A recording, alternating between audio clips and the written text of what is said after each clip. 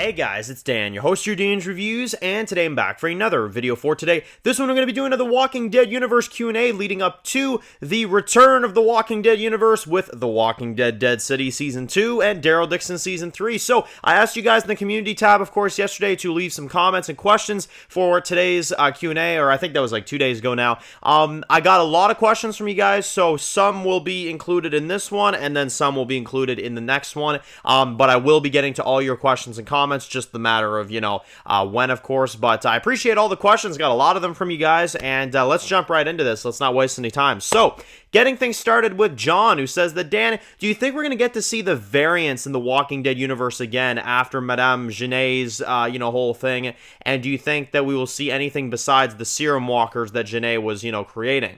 Will we see them eventually in the franchise again? Now, one of the things that made Daryl Dixon kind of a hooking show for me back in the day with Season 1 was the variant walkers. So, without that being involved, I tend to think that they're going to involve some different walkers for sure. It almost feels like wherever they go, whether they go to, Spain, or whether they go to Australia one day, or they go to, God knows where else, they'll probably be including some different walkers. Here's the thing, though. Different walkers and variants are two different things. Different walkers means they're getting creative with it. Variants, I don't know, honestly, because it doesn't feel like Dead City is all that focused on variants. I don't know if that has something to do with the fact that the timeline is way ahead than the Daryl Dixon show, so maybe they're not as, active as they were before. Maybe around the Daryl Dixon, TV show timeline, there's more of those commonly around, or maybe it's an overseas thing, or, I don't know. The biggest one that does stand out to me, though, with the variant walkers is the ones in the US, because the Daryl ones, unfortunately, were just serum walkers. I wish there were more, pieces of, context to that. I wish that there was more to that, but unfortunately there wasn't. It was just kind of, it was what it was, you had that going on, and that was basically that. But I'll tell you one thing. The ones in the US I have not forgotten about. The one that picked up a rock and tried to kill Jerry. The one that, of course, was climbing the frickin' wall and stuff like that, Those are the ones that genuinely freak me out, because those are naturally evolved. I think that's the most freaky thing. When you do, like, a serum walker, it's like, okay, that's scary to a degree, but, I mean, how long can that be scary before it's kind of like, okay, we've seen it, you know what I'm saying? The ones that we saw at 11-19, that's the one, where you had Aaron and them, and they were, going through that friggin', that place or whatever, the Kingdom 2.0 or whatever, you guys remember that? And, they were going through the variants, there, and they were clearing them out and stuff, and they were like, what the hell is going on, Those are the ones I'm paying more attention to. So, if you're asking that, because the serum ones I don't think we're going to be seeing, if you're asking about the naturally evolved ones, I feel like Gimple is always going to have them in the franchise. My bigger question isn't about the inclusion, because they're going to include them again. The only thing I would say that I'm more asking the question about is, are we going to find out why they've evolved? Are we going to find out why they're so different from the others? Does Gimple even have an answer to that question? Does he even know himself, Good question. I guess you could equally, question that as well. But, yeah, no, I don't know. I feel personally like we will see them. I just want to more so see, like, okay, but what brought these to be? You know what I'm saying? Because these weren't around before. They were around back in Season 1, but those weren't variants. That's just how the zombies were written, So, I don't know. Now, we got two from Simba Fan here. The first one is, Dan, how do you think the Walking Dead universe will end, and how would you like to see it end, if it will end, of course? Do you think we'll get a, conclusion? And then the next one is, do you think that Dog will return in the franchise at one point or another as well, too? Dog, yes, although, unfortunately, it'll have to be a different dog, because, the dog actor, of course, passed away this past year, so they'll have to replace some of the different dog. Luckily, it's, obviously, it's a, normal breed of animals or whatever, just, a dog, get the same type of dog, make sure he looks the exact same, and that's, you're basically covered. So they'll bring Dog back in the franchise for sure. I do think so. It'll just be a different dog actor, And in terms of the franchise ending, look, man, I've said it many times before, I want this franchise to end, because I think that it's just ran way too long at this point. I think that after The Ones Who Live, you kind of start to notice that, like, okay, you need some kind of a conclusion here somewhere, I would say that this franchise should end no later than 2030, no later than that. And I would say that at that point, you should bring Rick back. You should do some kind of crossover, and you should do some kind of, a big moment, Which, speaking of, next one comes from Hansa Williams, who says that, Dan, do you think that Gimple is going to do a crossover series? Dan, what is Gimple doing with this franchise? Yeah, I hear you. Trust me when I say I find it just as ridiculous as you do, and I'm sure, a lot of people also think it's ridiculous as well. I would say that, they'll do a crossover probably when they're really low on money and they don't have anything else that they could do. Gimple will pull the plug and say, okay, let's do something. You know what I'm saying? Until then, though, I don't think he's worried about it. I don't think he's concerned about it. I don't even think he cares, honestly. As long as he gets money in his bank account, I really don't think he cares, which is a problem because, you should have a passion when you write a project, like Breaking Bad. You can tell they weren't in that for the money. They were in it for the story. You know what I'm saying? If they were in it for the story in Breaking Bad, Vince Gilligan would have done 50 spinoffs because you could have easily done it and people would have watched them, but he didn't do it. He knew what was right for the story. And there's a lot of content creators out there that do the same thing. You know what I'm saying? The Walking Dead does not fall under that, microscope, I guess you could say. That, and that's the problem, is that it just keeps going, it just keeps doing its thing. Less and less people watch it, less and less people care, until they're going to get so desperate one day that they're like, okay, let's bring the actors back. Let's do a crossover. Let's do all that stuff. That's what it's going to take. Unfortunately, it's going to take it sinking to the bottom before Gimple realizes what he needs to do. I don't know why he's so delusional. Couldn't tell you. You'd have to ask him. But as a writer, he's delusional. He's absolutely delusional. I'm really, really ashamed in the way that he's handled this brand because it's an embarrassing brand at the moment. It really is. So, I don't know. It's up to him, and it's up to what he wants to do, I suppose. The next one comes from GPL, who says that, Dan, do you have a specific actress that you would consider the most attractive Walking Dead character? I honestly never expect anybody to ask me that question. I thought it was an interesting one, though. I would say most attractive Walking Dead character, in my opinion. You guys could leave your, thoughts down below, of course. I'd actually be curious to know your guys' thoughts. I would probably say over the course of the franchise, kind of over the seasons, I'll give you this. I've always been awfully fond of Maggie. Yeah, I'd probably say Maggie. That's honestly, though, probably what I'd go with, because I'm not exactly, Rosita, I find kind of overrated in that department. I don't know. I never got the appeal. I'd probably say Maggie at this point. Yeah, and it's actually not even I'm the type of guy where it's not just looks for me. It's also, leadership and that type of, personality. That's definitely one. And seeing the stuff that she's been through and stuff like that, and seeing, the arc that she's gone through as well. To me, that's also kind of what makes it, I'd say, her, to be the most attractive Walking Dead character. Obviously, just my opinion, of course. You guys can leave your thoughts down below. I've seen, a lot of people with a lot of different interests in this franchise.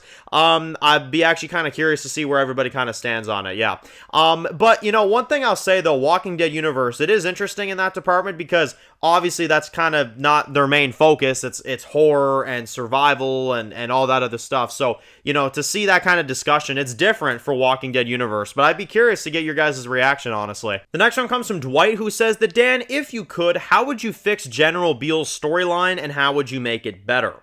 Well, that requires a whole lot of work, I'll be honest, so I'm not going to be able to perfectly answer it, but I will say this, to make a quick answer for this, I will say that I used to do a thing back in the day called The Walking Dead Rewrites, where I would rewrite The Walking Dead story. And if I had Beale in the palm of my hand as a writer, a lot of people say, oh, recast Terry O'Quinn, he's too old. If you haven't seen Lost, if you haven't seen John Locke, then you obviously have that opinion. Because if you have seen Lost, you would understand why he is the perfect actor for Beale. He is not the problem. The writing is the problem. Now, with that being said, the writing is... It's bad. It's really bad. What would I do to fix it? I would put it very simply. Well, first of all, he'd be around for more than 3 episodes and say a few lines about a sword and sit on a bench. That's the first order of business. Second off, his character to me would be very interesting because I would have given him a very massive military background and actually go into it. He would have had actual survivor experience. I would have had it to where he was a survivor for a good couple years out there in the world. He had to fend for himself. He had to survive.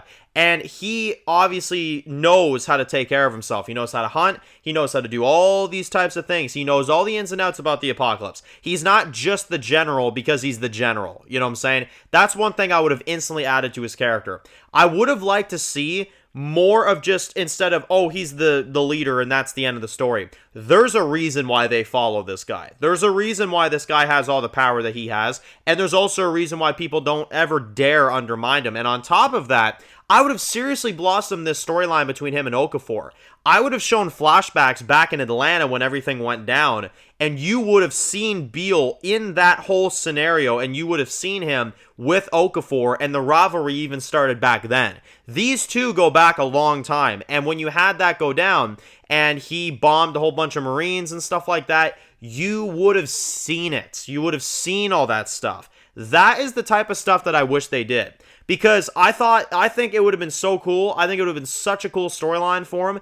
I would have had way more interactions between him and Rick. And he would have actually given Rick a run for his money. It wouldn't have been an easy fight. I would have wanted to see him do a lot of horrible things.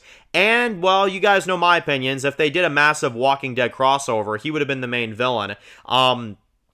Massively developed at that point with a lot of lore and a lot of stuff going on, great acting, lots of stuff like that, and he would have killed one of our main characters. He would have been responsible for one of the biggest Walking Dead deaths in the history of the franchise, for sure.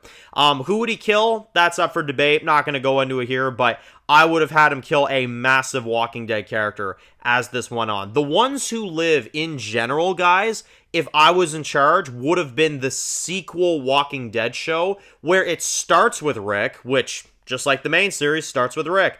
And then, as you progress throughout these, I would make it like a 3-season run. As you go on, it turns into that sequel. Rick goes back home, he joins up with his people, you cross over the spinoffs together into this show, and make Beale and the CRM the final hurrah of this franchise, and you make it a grand epic finale with all the Walking Dead characters in one spot. You can say that's trash writing. You know, I've heard people tell me that. They're like, oh, man, good thing you're not in charge, Dan. That would suck, you know? Hey, look, everybody has their taste. But I think there's a lot of Walking Dead fans that would probably like me a lot if I was in charge.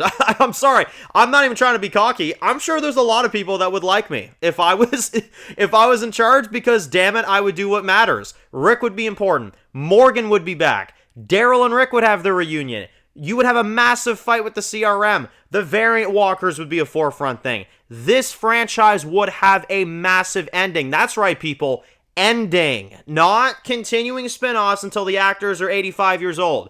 An actual ending. That's what I'd do. There you go. That's the best way I could sum it up in the matter of 5 minutes. So there you go. Great question, though. Fantastic. And the last one comes from Giuseppe, who says that, Dan, do you think The Walking Dead's just finally dying? Do you think that The Walking Dead's kind of just done? Or do you think they still have a spark left in it? If they want one, they will. Yes. They have Rick alive in the franchise. Morgan out there looking for him. Daryl still alive out there in the world. You absolutely can still get your spark back. It just, you have to do it right. You have to pull it together. You screwed up your chance at a big villain, so good luck creating another one. But you absolutely have the groundwork to bring it back and give people a good ending. I think that's what makes this franchise so frustrating. Is if they would have just killed Rick, it would have been like, all right, they're screwed. They screwed the whole thing up. They didn't screw the whole thing up. They easily could put this back together, fix it up with a big old bow at the end, and call it a day.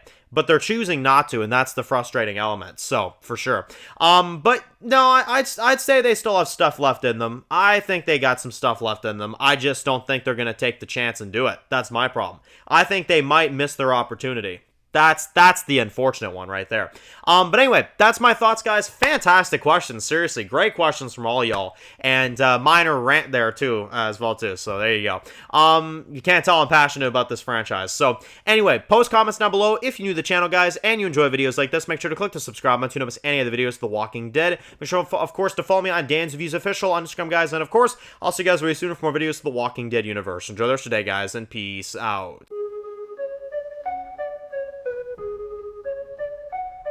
Born in the dark alleys, city of concrete. Dan's reviews blowing up, never taste defeat. Walking Dead dissected every plot twist beat. World gone mad, TV junkies need a treat. Typing up scripts, marathon through the night. His opinions hit harder than a street fight scene. Every episode, brain sharper than a knife. He's the beacon of critique, shedding TV light.